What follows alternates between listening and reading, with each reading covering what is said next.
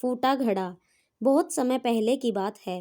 किसी गांव में एक किसान रहता था। वह रोज भोर में उठकर दूर झरनों से स्वच्छ पानी लेने जाया करता था। इस काम के लिए वह अपने साथ दो बड़े घड़े ले जाता था, जिन्हें वो डंडे से बांधकर अपने कंधे पर दोनों ओर लटका लेता था। उनमें से एक घड़ा कहीं से फूटा हुआ था और दूसरा एकदम सही था। इस वजह से रोज घर पहुंचते पहुंचते किसान के पास 1.5 घड़ा पानी ही बच पाता था। ऐसा 2 सालों तक चलता रहा। सही घड़े को इस बात का घमंड था कि वो पूरा का पूरा पानी घर पहुंचाता है और उसके अंदर कोई कमी नहीं है।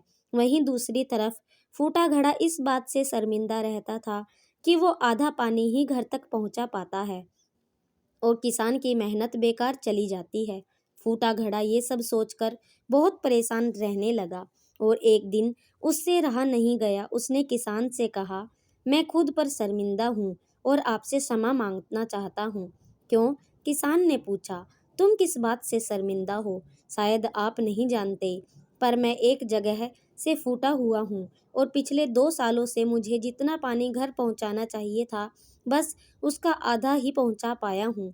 मेरे अंदर ये बहुत बड़ी कमी है और इस वजह से आपकी मेहनत बर्बाद होती रही है।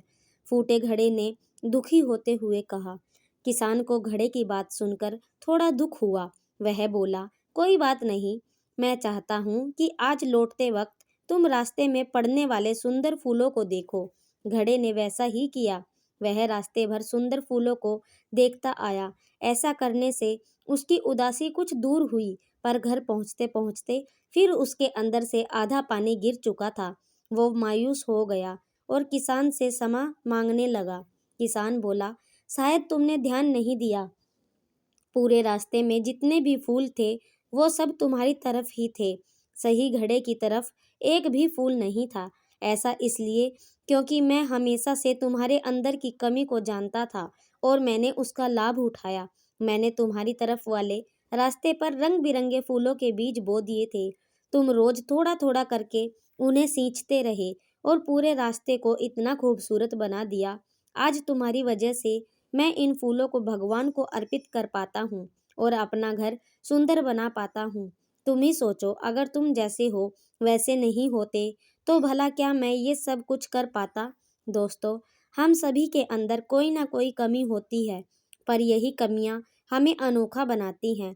उस किसान की तरह हमें भी हर किसी को वो जैसा है वैसे ही स्वीकार करना चाहिए और उसकी अच्छाई की तरफ ध्यान देना चाहिए।